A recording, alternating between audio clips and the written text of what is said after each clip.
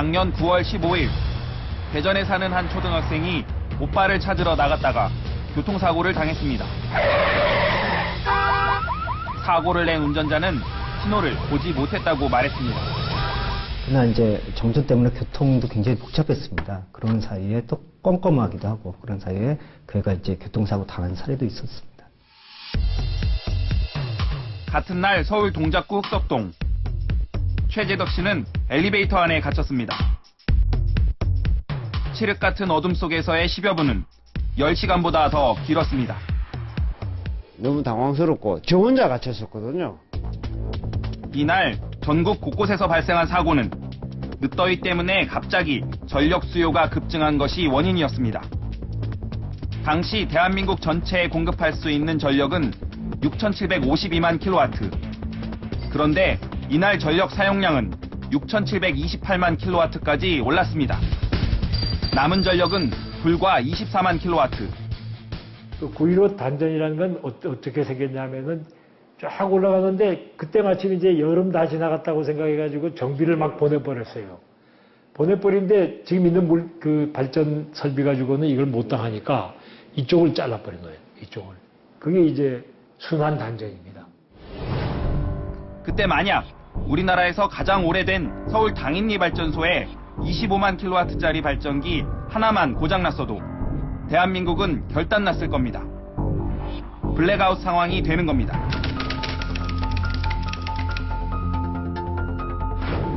블랙아웃을 막기 위해서는 지역별로 돌아가며 전기를 차단하는 수밖에 없습니다. 이른바 9.15 정전 대란으로 갑자기 꺼진 신호등이 2,877개, 엘리베이터 안에 갇혀 죽을 고비를 넘긴 사람이 2,095명에 달했습니다. 자체 발전 시설을 갖지 못한 중소기업 400여 곳의 기계는 멈춰버렸습니다. 이날 하루 발생한 손해배상 청구액만 14억 원. 그런데 올겨울은 이보다 더 심각합니다. 영광 5,6호기가 정지됨으로 인해서 올겨울은 뭐 그렇지 않아도 어려웠는데 더더욱 사상 초유의 전력난이 이제 불가피한 그런 시점에 도달했습니다. 영광 5,6호기에 이어 지난 9일엔 영광 3호기 핵심 설비에서 균열이 발견돼 결국 가동을 못하게 됐습니다. 원전들이 멈춰서면서 우리나라 전체 전력 공급 능력은 15일 현재 7,100만 킬로와트까지 떨어졌습니다. 지난해 12월 최대 전력 수요가 7,250만 킬로와트, 올해 2월에는 이보다 더 높은 7,383만 킬로와트라는 점을 감안하면 블랙아웃은 이미 눈앞에 와 있는 겁니다. 근데 문제는 지금 멈춰선 것만 멈춰서고 안 멈춰선 거는 겨울에 계속 돌아간다는 보장이 없다는 겁니다. 언제 설지 몰라요. 블랙아웃 상황이 발생하면 복구하는데 이론상으로는 일주일 정도 걸립니다. 그러나 일부 전문가들은 수개월이 걸릴 수도 있다고 말합니다.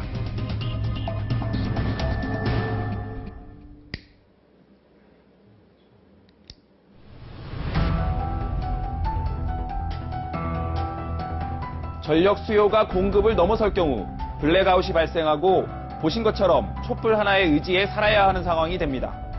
상상만으로도 끔찍한데요. 이를 막기 위해서는 전력 공급이 수요보다 항상 많아야 합니다. 발전소를 더 지어야 하는 겁니다. 그런데 원자력 발전은 안전 문제 때문에, 신재생에너지는 기술력의 한계 때문에 적절한 대책이 되지 못하고 있습니다. 결국 화력발전이 대안으로 떠오르고 있는데요.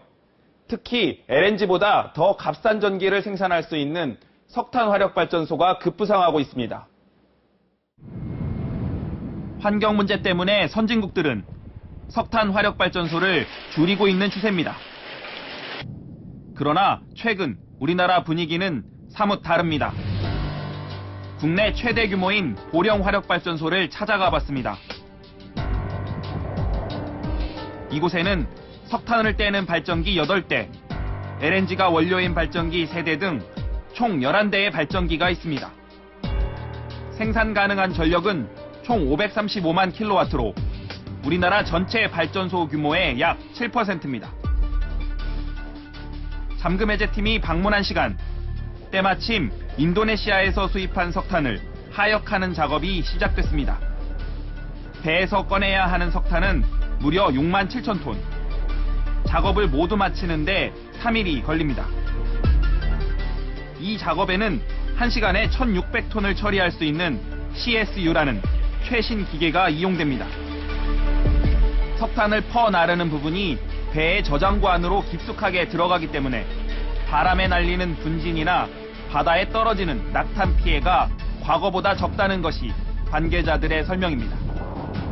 1일 4만 톤을 쓰기 때문에 그 4만을 보충하기 위해서는 매일같이 그 작업이 끝나자마자 바로 배가 들어오고 한 달에 한 14척에서 15척 정도 배가 들어오고 있습니다. 배에서 꺼내진 석탄은 컨베이어 벨트를 따라 야적장으로 옮겨지고 잘게 가루로 만들어진 뒤 연료로 쓰입니다. 이때 석탄을 떼는 보일러는 높이가 100m에 이를 정도로 거대합니다. 이곳에서 전기가 만들어지는 과정은 이렇습니다. 먼저 석탄을 이용해 물을 끓여 증기를 만들고 이 증기가 터빈을 돌립니다. 터빈은 발전기에 연결돼 있어서 결국 발전기가 돌면서 전기가 만들어지는 겁니다. 석탄화력의 단점은 환경이죠. 공해 문제. 그렇지 않다면 현재로서는 유지하고 운영하는 데서는 석탄이 제일 유리하죠. 석탄 화력 발전의 가장 큰 장점은 값이 싸다는 겁니다. 한전이 자회사들로부터 전력 1kW를 구입할 때 석탄 발전에는 평균 67원을 줍니다. 187원을 주는 LNG 발전의 절반도 안 되는 가격입니다. 원자력 발전은 40원 수준이지만 향후 폐기 비용이나 안전성을 고려하면 석탄 발전이 더 유리합니다. 그런데 최근 눈에 띄는 점은 국내 굴지의 대기업들이 석탄 화력 발전 사업에 참여하기 위해 안간힘을 쓰고 있다는 겁니다. 현재 발전 사업을 하기 위해서는 정부의 인허가를 받아야 합니다. 정부는 2년마다 전력 수급 기본 계획을 짜는데 올해 6차 기본 계획을 세우면서 12월 말까지 새 사업자를 선정할 예정입니다. 지금까지 정부에 사업 참여 의향서를 제출한 기업만 23곳. 경기 수도권의 SK, 대림, 삼성, 대우, 충청지방의 GS와 SK, 남부지방에는 한양, 포스코, SK, 현대, 그리고 동해안 지역의 동부, 동양, 포스코, 삼성 등입니다. 특히 에너지 도시를 표방하고 있는 강원도 삼척시에서는 5개 민간기업과 1개 공기업이 석탄발전소를 짓겠다며 경쟁하고 있어 삼척 전쟁으로 불릴 정도입니다. 다 대부분 건설업체들이에요. 건설 경기 안 좋아요. 해외 수주 막혀요. 뭔가 이거는 장기 투자, 장기 그 수익 안정성이 보여요. 시장이라는 게, 이게 장사된 데더라 그러면 어느 시장이건, 사업자들이 제대로 돈 벌려고, 그건 당연한 거죠. 대체 석탄 발전의 이익이 얼마나 되기에 돈 냄새에 민감한 기업들이 앞다퉈 뛰어들고 있는 것일까? 현재까지 발전 사업을 하고 있는 민간 기업은 6곳으로 모두 LNG 발전만 하고 있습니다. 이 가운데 포스코 에너지는 지난해에 매출 1조 588억 원, SKENS는 9,044억 원, GSEPS는 3,947억 원을 기록했습니다. 세 개 회사의 평균 영업이익률은 36.9%에 달했습니다. 같은 기간 현대자동차의 이익률은 11.2%, 삼성전자는 9.7%였습니다. 그런데 전문가들은 석탄이 LNG 발전보다 더 큰 수익을 낼 수 있다고 말합니다. 연간 1,000억 이상의 마진, 그러니까 순이익이 생기는 거죠. 그러면 순이익이, 그러니까 자기가 한 2조를 썼다. 20년 만에 순이익이 해소가 되는 거죠. 예. 그러니까 너무 좀 과다한 수익이 발생할 수 있는 그런 부분들이 많이 있습니다. 그렇다면 지금까지 석탄 발전을 해온 공기업들은 엄청난 돈을 벌었을까? 석탄 발전을 주로 하는 한전의 5개 자회사의 지난해 영업이익률은 평균 3.6%에 그쳤습니다. 민간 발전사들보다 약 6배 큰 시설을 갖추고 있는데도 공기업들의 이익률이 이처럼 저조한 이유는 뭘까? 그것은 한전이 보정개수라는 제도를 통해 공기업의 이익을 회수하기 때문입니다. 예를 들어 전력 1kW 가격이 150원이라면 한전은 민간 기업에는 이 금액을 다 지불하지만 공기업에는 60원 정도만 주는 겁니다. 그런데 지금까지 공기업에만 적용하던 이 방식을 앞으로 민간에도 적용해야 한다는 주장이 힘을 얻고 있습니다. 공기업인 정코들한테는 보정개선 제도를 통해서 그렇게 수익을 주지 않으면서 민간한테는 그렇게 수익을 주는 게 맞느냐. 그런 이제 형평성 문제도 있고 어떤 남대로 이렇게 뭐 규제나 적절한 통제가 있어야만이 소비자를 보호할 수가 있지. 안 그러면은 소비자한테 좀 피해가 올 수 있는 부분이 있다는 거죠. 민간 발전 종사자들의 반발은 큽니다. 많이 버는 거 아마 절반 이상 뺏어갈걸요? 한국 뺏어가죠. 꼼짝 못하잖아요. 지네끼리는 그러는 거예요. 근데 민간 것도 뺏어가겠다? 이게 말이야.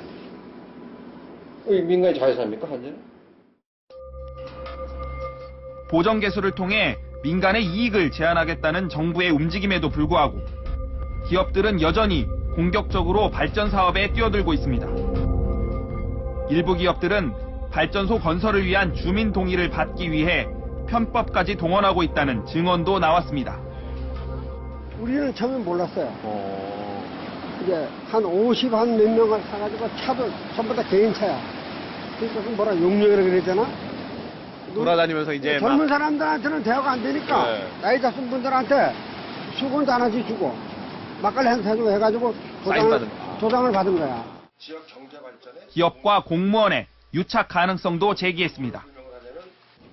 그때 그 MOU 체결의 핵심 내용이 뭐냐면 에드워드 트러스트 컨설팅사가 직접 투자를 하고 그 다음에 화력발전소의 연료는 LNG로 하고 올 7월에 와서 그 양해각서 내용과 정반대되는 유연탄 화력발전소를 짓겠다고 이제 고성군에 들어온단 말이에요. 고성군의 석탄발전소 건설을 추진하는 에드워드 트러스트는 투자 자문회사입니다. 이 회사는 사모펀드인 투르벤 인베스트먼트를 설립해 화력발전소 건설에 적극 나서고 있습니다. 투르벤 인베스트먼트는 기획재정부 차관보를 지낸 구본진 씨를 대표로 영입해 고성군뿐만 아니라 충북 보은과 경기 용인에서도 화력발전소 건설을 추진하고 있습니다. 그러나 국회 지식경제위원회 소속 우윤근 의원은 지난 국정감사에서 에드워드 트러스트와 투르벤 인베스트먼트가 다수의 페이퍼 컴퍼니를 만들어 발전 사업에 뛰어들었다며 우려를 나타냈습니다. 이에 대해 해당 회사 측은 오해라고 설명했습니다. 투르벤 인베스트먼트는 이제 이거 발전 사업 쪽을 하려고 만든 펀드고요.